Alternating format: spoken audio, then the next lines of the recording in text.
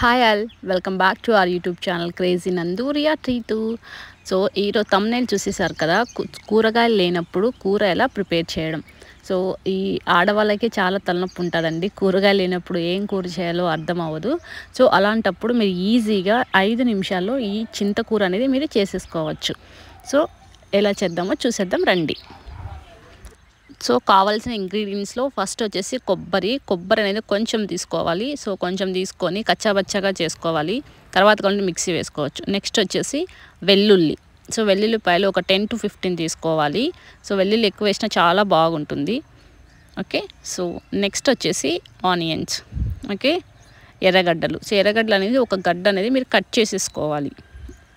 తర్వాత చింతపండు. సో చింతపండు ముందుగా చాలా బాగా నీట్గా కడిగేసుకొని దాన్ని ఒక 5 to 10 minutes అనేది నానబెట్టేయాలి. సో కొంచెం ఎక్కువగానే నానబెట్టుకోండి, ఎందుకంటే అది చింత పులుసు కాబట్టి. సో పులుపు మనకి ఎంత కావాలో అంత మనం పిసుకొని వేసుకోవచ్చు తర్వాత కూరలో అనేది. సో కొంచెం ఎక్కువగానే నానబెట్టుకోండి. నెక్స్ట్ కావాల్సిన పదార్థం ఏంటి అంటే గ్రౌండ్ నట్, పల్లీలు. సో నేను అయితే ఈ చింతకూరకి ఇప్పుడు ఒక కప్ ఆఫ్ పల్లీలు తీసుకున్నాను. సో ఈ పల్లీలు తీసుకొని ఇలా మనం వేగించేసుకోవాలి. సో మంచిగా వేగేదాకా ఈ పల్లీని బాగా వేగించేసుకోవాలి. సో మీరు ఇంకా కొంచెం గ్రౌండ్ నట్ ఎక్కువ వేసుకున్నా పర్లేదండి, టేస్ట్ అయితే చాలా బాగుంటుంది. ఓకే, నేనైతే ప్రజెంట్ ఒక కప్ ఆఫ్ గ్రౌండ్ నట్ అనేది తీసేసుకున్నాను. సో ఇలా వేగేదాకా వేయించేసుకున్న తర్వాత దించేసుకోవడమే.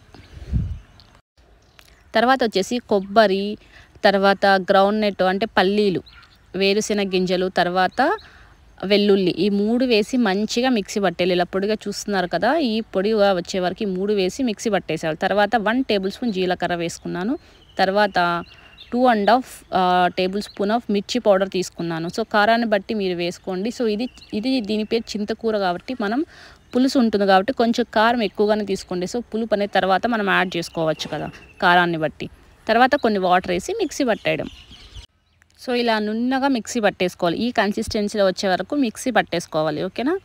సో దీనిలోకి మనం ఇప్పుడు ఏం యాడ్ చేసుకోవాలి అంటే, సో మనం పొయ్యి మీద పెట్టక ముందే మనం వీటిలోకి సాల్ట్, మేమైతే కల్లుప్పు యూస్ చేస్తున్నాను ఇక్కడ. సో కల్లుప్పు, తర్వాత చింతపండు కూడా బాగా పిసికేసుకొని మనకి ఎంత కావాలో అంత వేసేసుకొని మనం ఇక్కడే పొయ్యి మీద పెట్టక ముందే మనం టేస్ట్ అనేది చూసేసుకోవచ్చు. ఓకే, ఉప్పు సరిపోయిందా, పులుపు సరిపోయిందా, కారం అనేది. ఓకే, 90% మనకి ఇక్కడే తెలిసిపోతుందో. సో దాన్ని బట్టి మీరు బాగా చింతపండు పిసికేసుకొని మీరు దాంట్లో వేసేసుకోవడం. కొంచెం ఎక్స్ట్రా అలానే పెట్టుకోండి, తర్వాత పులుపు తక్కువైనా పొయ్యి మీద పెట్టిన తర్వాత అయినా మనం యాడ్ చేసేసుకోవచ్చు.